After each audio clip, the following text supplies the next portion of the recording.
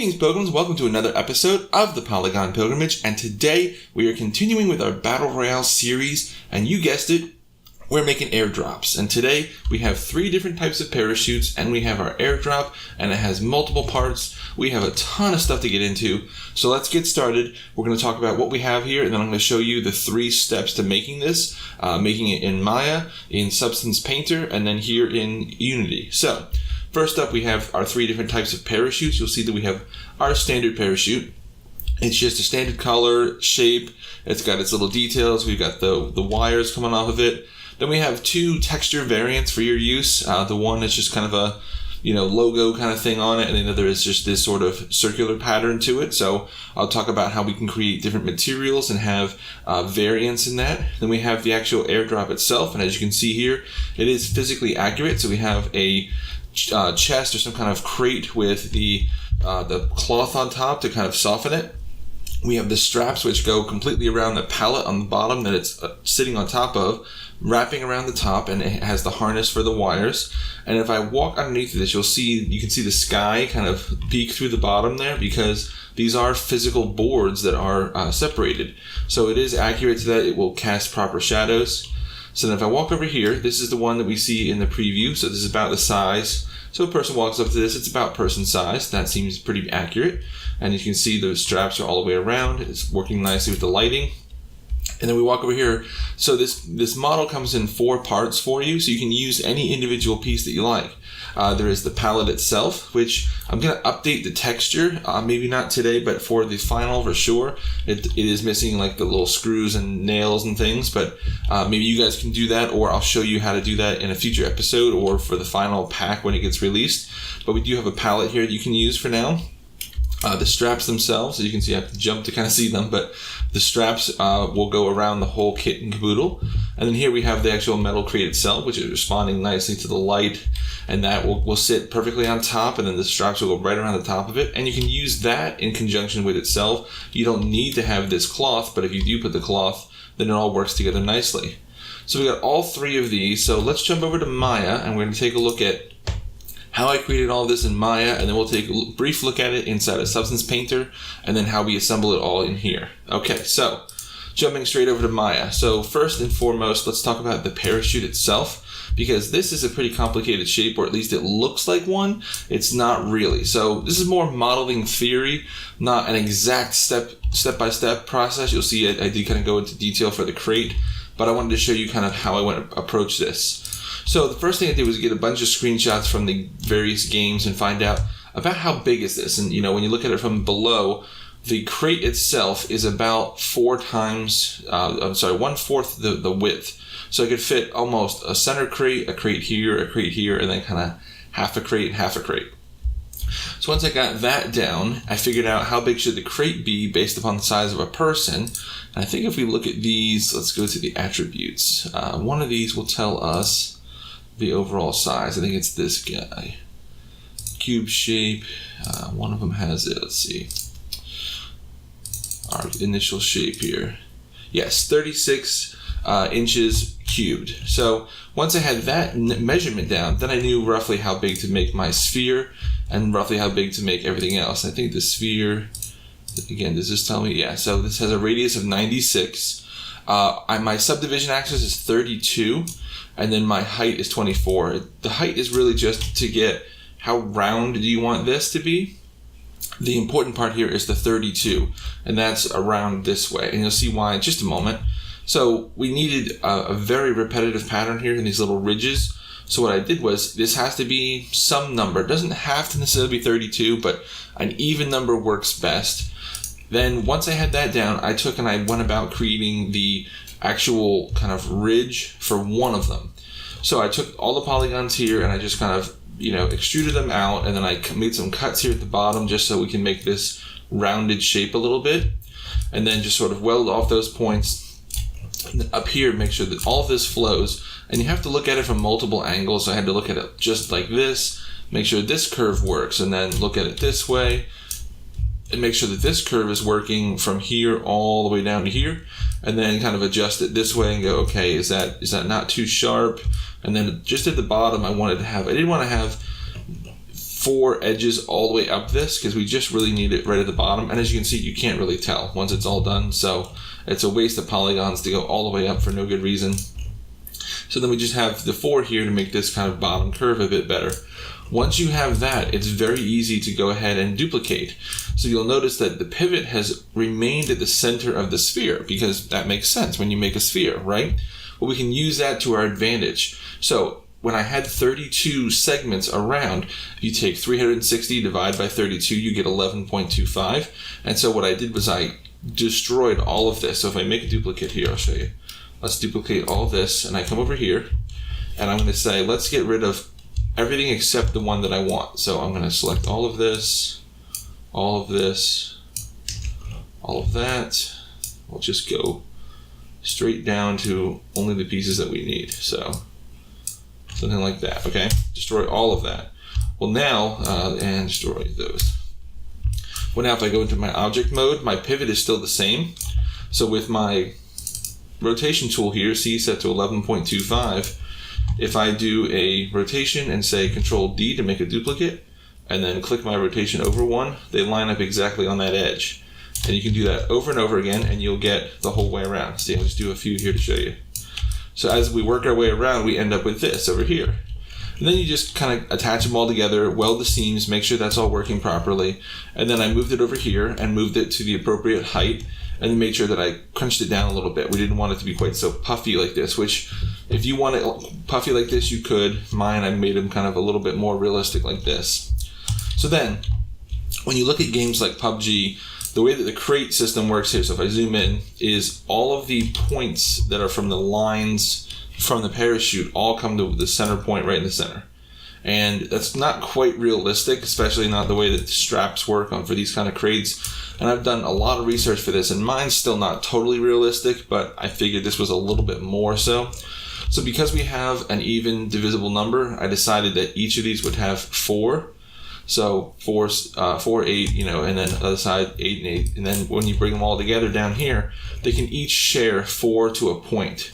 And there are these 4 points that are naturally created intersections from the straps that go across the top. So I figured just put 4 to each point, and that feels like the weight's more redistributed.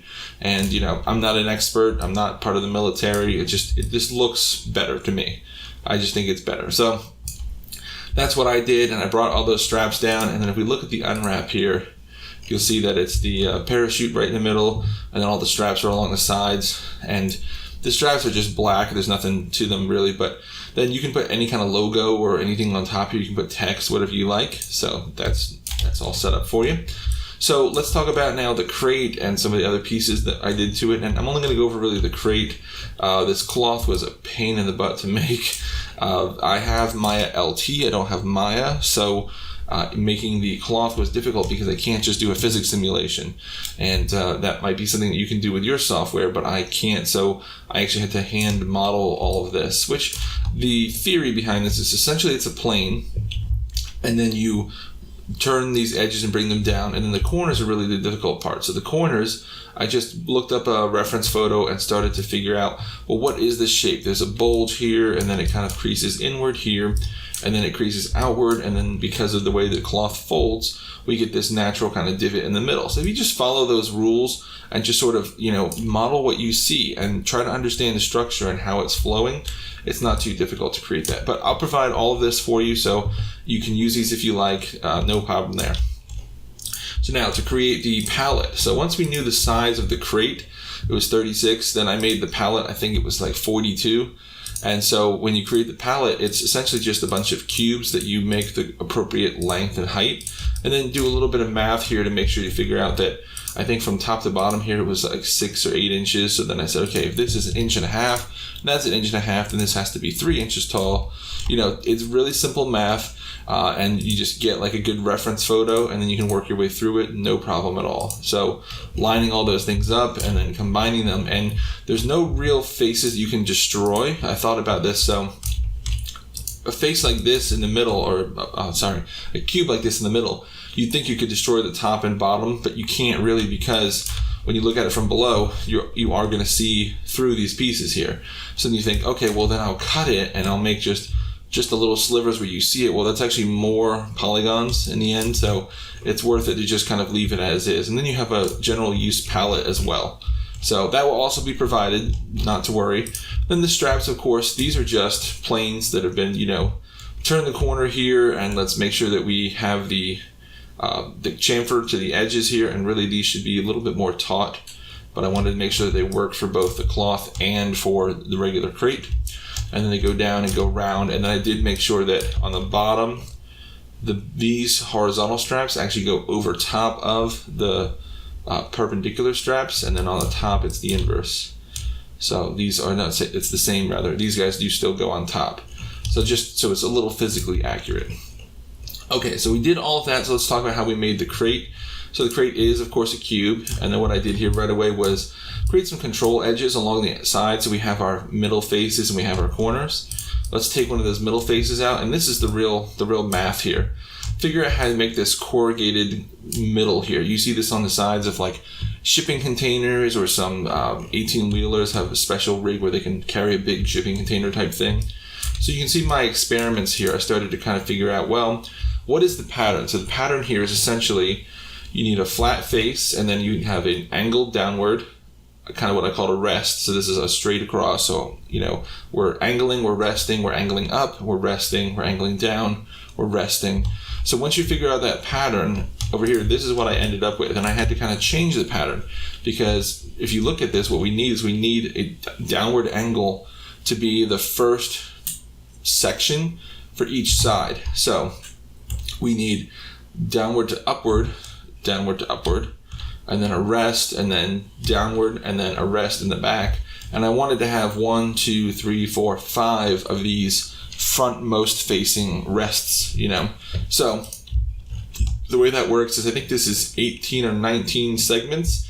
So you just take these segments, and then if you go into your edge mode here, and you're going to select every one that is going to go backwards. So for example, this edge, I want to go backwards. See, I want these edges to angle backwards like that, right?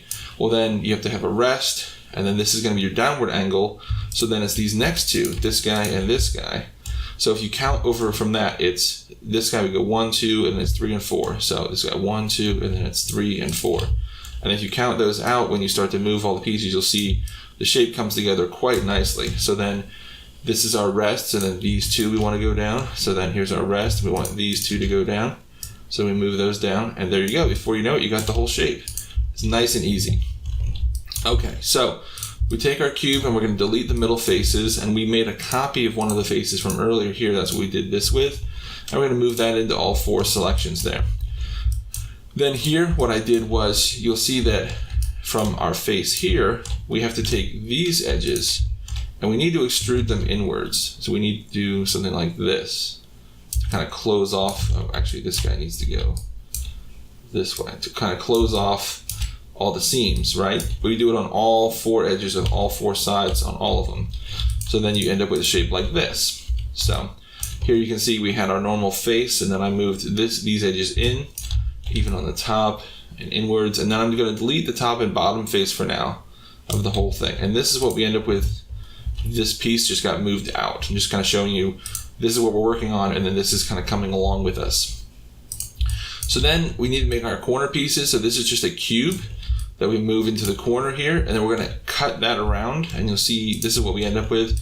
It's actually pretty simple. You just cut your edges across so that you leave a notch in the corner. And again, I'll provide the model so you guys can take a look at this. I'm just giving you a brief overview of how we went about modeling this. And then I gave it a center pivot, and then duplicated 6 more times or 7 more times. There's 8 total. And then when we combine them all together, you'll see here, those are one separate piece. So if I go to my object mode here and select these guys, they're their own piece. And then this is its own piece. And then the inside corrugation is its own piece as well. And then we combine all that together, and now you have your crate.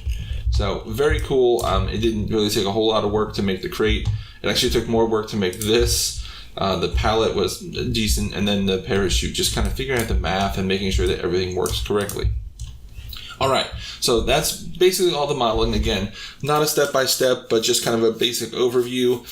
It's pretty simple stuff, and I'm going to provide the model so you guys can actually deconstruct it, take a look at it, and I'll provide an OBJ of this scene, just as it is now, and then also of the final kit and caboodle, so it's all 4 pieces for you at the end as well. So here, if I take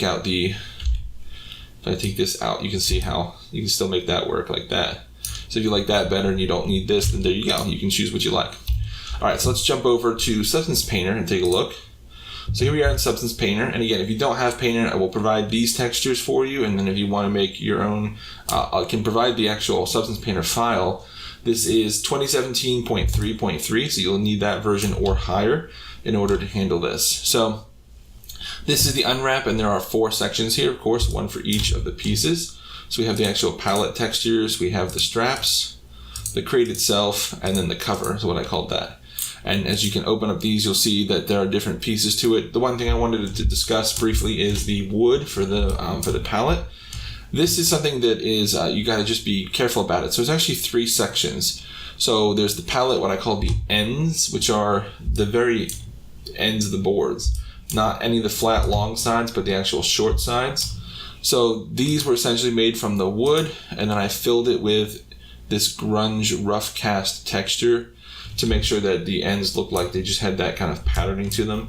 It doesn't really have to be anything super fancy. Nobody's really going to pay attention to that. They're busy shooting people or getting stuff from the crate, but that is correct. And then for the palette, the actual boards, you need to have 2 different wood grains. So I need to have a wood grain that's going horizontally and a wood grain that's going vertically, because if you look here, it needs to go this way and this needs to go this way. And when I put on just one wood texture, it was all going the same direction. So one of the 2 sets will not look correct unless you plan it out properly like this. Okay, so then the straps are just a soft, technically denim material here, just to kind of create that strap look to it. And they look really good. And then the crate itself is just a metal texture. And what I did was I chose the steel gun metal because it gave me a really nice little set of dings and dents, and it looked the most like the source material. So then it's just a matter of making it the right color. And I played around with the dirt, but the dirt kept making everything dirty, not just the wooden crate. I'm sorry, not wooden crate, the metal crate. And the reason I chose not to use that is because it would then make the palette dirty, and if you use the palette by itself, it would have dirt from a crate that's not there, so it won't look right. And then our cover, the same kind of thing. It's just a plastic rubber material, and there it looks pretty good. And then I put some dirt on that because clean, it just looked way too clean, and now dirty, it looks more like it goes with everything else. Okay, so let's open up the other file for the actual shoot. Discard my changes. Thank you. So here's the actual parachute, and as you can see, it's very simple. So let's turn off our circle pattern. Let's just talk about the basic material here. So this is a used plastic material that I went with. I think it looks really good for a parachute, especially in-game with the lighting and everything. And then put some wear and tear onto it to kind of age it a little bit, like maybe it's been repackaged and used multiple times. And then to create the material, the textures rather on top of it, if you want a logo or the circle pattern, these are additional options. So again, I'll provide this file for you, so if you want these options or if you want to use your own options, you can see the examples of how I did them. But in the textures, I do provide all 3 already for you. So for the logo, I just chose some of the cool alphas that come with this and said, hey, let's put some cool alphas. And by going into the UV section here and painting downward with that, then it looks so neat when you have it here because it follows all the ridges of the parachute, and it just looks really cool. And then we have the circle pattern as well, and the circle is just, this could look like a standard parachute as well. It depends on what you're going for your game, but those are some options for that. And then for the lines, those are just black. Just black because that's all we care about. Okay, very cool. So those are all done. So let's go back to Unity and talk about how we assemble all of this stuff in here. It's actually pretty easy and actually pretty cool. So let's collapse all this. I don't know why this keeps getting expanded. All right, so once all that's done, we need to import it into Unity. So we go to our project file here. I'm going to go into my meshes, and you can see here that the BRS underscore, I called it AirDrop All. So this is the entire pack of AirDrop stuff. So if you import that, one thing you need to do for each of these objects, because I did model them in inches to make sure that they were real world accurate size, Unity works in meters. So for the scale factor here, when you bring an object in, it needs to be 0.02546. I know that's a crazy number, and I'll put it in the description as well. 0.02546. And if you hit apply, then when you drag this into the world, it will be accurate scale and size. So here's all 4 of our pieces here. Now, this is the crate and everything, and then if we also do the parachute and bring that in the same scale. And you'll notice right away that I can see through the bottom of it, because right now these don't have any material applied to them, and the default material is not double-sided. So that's why we're seeing this. All right, so let's bring these over here together. We're going to work on these together. So this is how you will get it in the world. So then you need to create your material. So if we go to materials, and you'll see I have 4 materials here. I have the one for the actual airdrop, which is the pallet, the straps, the crate, and the cover. And then I have 3 different materials for the different parachutes. And we're going to go over how to do that. So in the textures, under airdrop, there's these 3 textures here, which you'll see in the download pack. And these textures are for these. And then under the shoot folder, I have the standard, which has all the textures you need. And then in the pattern and in the logo are just a replacement for the diffuse or the albedo texture. So if we go back to our textures, you'll see that we have our albedo here, we have a metallic smoothness, and we have our normal. And by putting those into a material, so if I go to materials, and you just create a new material, and here, we'll do one together, just even though it's the same thing. So new material, and let's call this crate drop, right? Okay. And let's go ahead and assign it. So you'll notice that these are each individual parts. You have to assign it to each. So I'm going to assign it to the pallet there, to the straps, to the actual crate, and to the cover.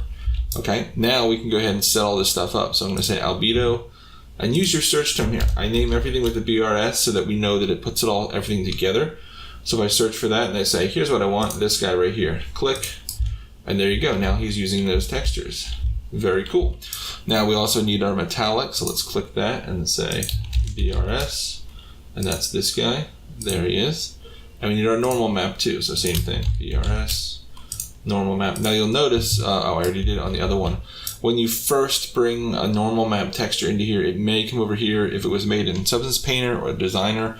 Sometimes it'll say, hey, I don't understand this as a normal map. There'll be a button to say fix this, and it will just make a quick change inside of Unity's logic, and then there you go, and it's working. Now it looks very dark because we have this really dynamic lighting going on, so you won't be able to see it too well, but if I move this light over here, let's move this light, and you should be able to see it nicely. See? So same thing, same textures and everything. Now for our parachute, same kind of thing. But what I did was I made one material that is for the parachute. And I did use a double-sided material. So you can see here underneath, I can't see through it anymore. And these are all over the web. Just search for, Unity double-sided, but this one is from Zirconia Studio is what I got. So double-sided, there's a couple different, I'd use a standard diffuse bump, which means I have a diffuse texture and I have the ability to have a normal map. So if you find this particular one, the Zirconia, then my settings here, I just put the diffuse, the normal, my specular intensity is at 0.07, and my glossiness is at 0.375, just to kind of make it a little glossy, a little shiny. And then, once I had this material, all I did was do a Control-D to say duplicate the material, and that makes a separate copy of the material with all the exact same settings, but then you can take those settings, you can alter them. So I made a duplicate of this and made shoot_logo and shoot_pattern. And then for each of these, you'll notice the only difference is that I changed out the diffuse texture. So then these 3 are using the same set of materials rather. This is the standard one, this is the logo, and this is the pattern. But if I wanted them all to be logos, I could just do that. If I wanted them all to be the patterns, that's really easy. Or then say, you know what, no, standard for all of you. And there you go. So it's very quick and easy to change those out. And when you have this pack here, it comes all together. You'll see here, if I expand this, Underneath is crate cover, crate metal, pallet, and pallet straps. And all 4 of those objects are individual objects. You can separate them. So here I'll separate the straps out and say, maybe you don't want the straps. Maybe you just don't like the look of the straps. Or again, like I said, not everybody would want to have the cover necessarily, so you can just remove the cover. And there you go. And the parachute itself has a pivot that is designed to work with the parachute itself is designed to work with the crates. So you put those together. So if you look over here at these examples here, if I select these guys, this one I called standard. Whoop, there we go. So if I open up the crate metal, you'll see that the parachute is actually a child of that with a zeroed transform. So then that way it comes with the crate, and then when you select the whole thing as a piece, this is what you would apply a script to say move this piece, and now you can see the whole thing would parachute down with everything. And then what they do in PUBG is when it hits the ground, it just destroys the parachute objects. And you could come in here and say, okay, we've hit the ground, reach in and find anything with BRS_airdrop_shoot, and just turn that off and say, there you go. It disappeared, and here's your crate on the ground, just like this one here or this one over here.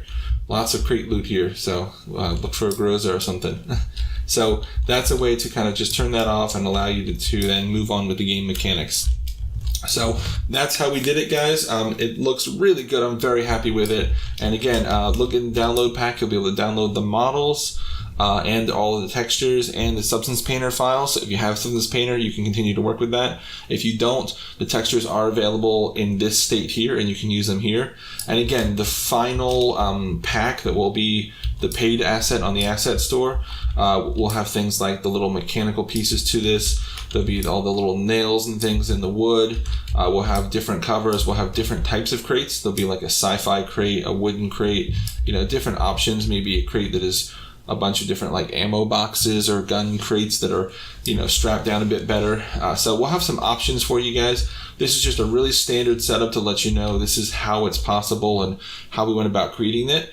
And if you have, the ability to do your own models, your own textures, then you can take these ideas and you can go and you can do it yourself with, your skills and your tools. And show us what you got. Let's see what people can come up with. I'm really excited, and thank you so much for all the kind attention on these videos. You guys have been really enjoying this series, and there's a ton more to come. Next week we'll be doing some more. It might be some more of this like more visual stuff while we're working out some of the complex coding things coming. But coming very soon, we have the dropping out of the airplane. We have the airdrops. Now that we have the airdrops physically built, now we can do the airdrop coding, and I'm working on the parachuting and the free fall mechanics so that you can actually parachute down to our island here.